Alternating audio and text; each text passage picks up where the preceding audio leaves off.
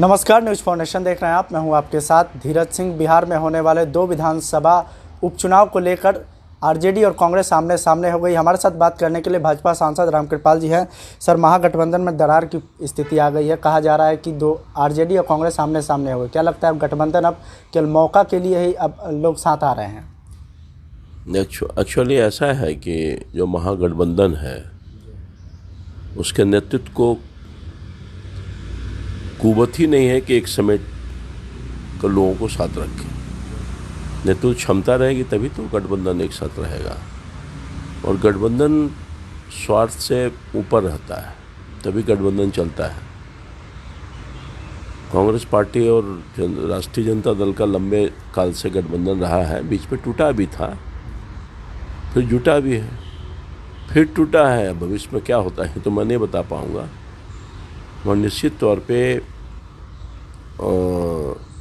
अभी तो हालात ठीक नहीं है, और न हमें लगता है कि आगे चल कर के कुछ हालात ठीक हो पाएंगे। आरजेडी और कांग्रेस में जो दूरियां पैदा हुई है, कांग्रेस की ओर से अब कहा जा रहा है कि जब कांग्रेस की ज़रूरत नहीं है आरजेडी को तो किसका समर्थन होगा? साफ तौर पे बीजेपी की ओर इशारा, और कह रहे हैं कि पर्दे के पीछे बीजेपी के साथ आरजेडी का गठबंधन है, उपचुनाव के बाद सब कुछ साफ हो जाएगा।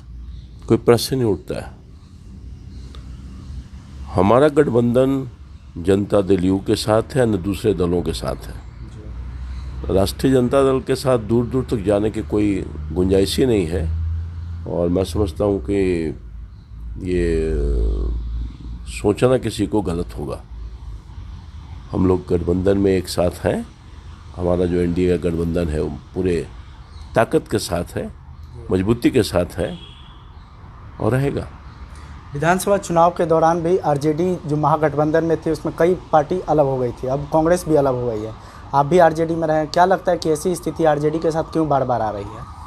मैंने कहा ना कि कोई भी गठबंधन या कोई भी दोस्ती स्वार्थ से परे होती है, और त्याग की भावना जिसमें नहीं रहेगा नेतृत्व में या किसी पार्टी में, तो सब लोगों को मिला के नहीं चल सकता है। इसलिए कहीं ना कहीं नेतृत्व की कमजोरी है, और सोच छोटी सोच है। बड़े गोल को अचीव करने के लिए छोटी चीज़ों को छोड़ना पड़ता है। तो मैं समझता हूँ कि ऐसा नहीं है। इसके वजह से इनके साथ रहने वाले लोग धीरे धीरे करके अलग हो गए और ये अकेले रह गए, और मैं समझता हूँ कि जो भविष्य है राष्ट्रीय जनता दल का वो साफ दिख रहा है, लोगों के सामने दिख रहा है। तो उसके दुष्परिणाम भोगने पड़ेंगे। 2 सीटों पर उपचुनाव हो रहा है। महागठबंधन के दरार का क्या जेडीयू को और एनडीए को फायदा मिलेगा? जी, 2 सीटों पर जो उपचुनाव हो रहा है, महागठबंधन में दरार का फायदा एनडीए को? ऐसा है कि वहाँ जो एनडीए है ना, दोनों सीट एनडीए के पक्ष में था। दुर्भाग्यवश घटना हो गई, लोग वहाँ के गुजर गए जो विधायक थे, और परिस्थिति अनुकूल चुनाव हो रहे हैं। मैं समझता हूँ कि आज भी जिस ताकत के साथ एनडीए उस दोनों सीट को जीत हासिल की थी, आज भी निश्चित तौर पे उसी मजबूती के साथ जनता उन दोनों प्रत्याशियों के पक्ष में खड़ी है, और अपार बहुमत से दोनों सीटों पर जीत होगी। एक आखिरी सवाल है कि जो दोनों विधायकों का दुखद निधन हो गया था, तेजस्वी यादव का आरोप है कि बिहार सरकार के जो स्वास्थ्य व्यवस्था उसकी बदहाली के कारण, बिहार में अच्छा इंफ्रास्ट्रक्चर नहीं होने के कारण दिल्ली गए, दिल्ली में उन्होंने दम तोड़ दिया।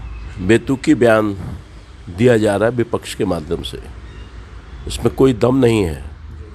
लोगों को आकलन करना चाहिए अपने कार्यकाल का। जिस काल में दवा नहीं था, हॉस्पिटल नहीं था, डॉक्टर नहीं था,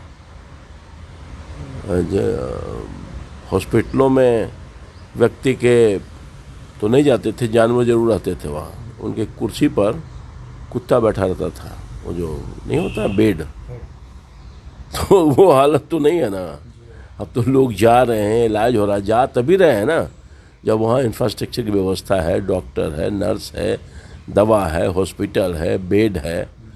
और लगातार सरकार इस प्रयास में लगी हुई है, केंद्र और राज्य, तो वहाँ का ये स्वास्थ्य व्यवस्था में दुरुस्त हो जाए और बहुत सारा स्टेप उठाए गए हैं और कई हॉस्पिटल का निर्माण हुआ है, कई हेल्थ सेंटर का निर्माण हुआ है और कई कॉलेज का निर्माण हुआ है। कई कॉलेज खोले जा रहे हैं। पहले 4 था, अब 14, 15, 16 हो गया है निजी तौर पे और जो सरकारी तौर पे, और उसकी संख्या रोज़ बरोज़ बढ़ रही है। केंद्र सरकार ने तो निर्णय लिया है कि हम 2 लोकसभा में एक हॉस्पिटल का निर्माण कराएंगे और उसके लिए धनराशि दे रही है। और राज्य सरकार भी अपने संसाधन को जुटा करके सबसे पहली प्राथमिकता स्वास्थ्य पर देने का काम कर रही है। और कोरोना काल में जिस तरह से राज्य की सरकार ने और केंद्र की सरकार ने दोनों ने महत्वपूर्ण भूमिका अदा करने का काम किया है लोगों को जान बचाने के लिए, अभूतपूर्व है। इसलिए इंफ्रास्ट्रक्चर के अभाव में किसी की जान भी के गई हो, बेतुकी है, बेबुनियाद है और इसमें कोई दम नहीं है। ये थे भाजपा सांसद रामकृपाल जी। दिल्ली से न्यूज़ फॉर नेशन के लिए मैं धीरज सिंह।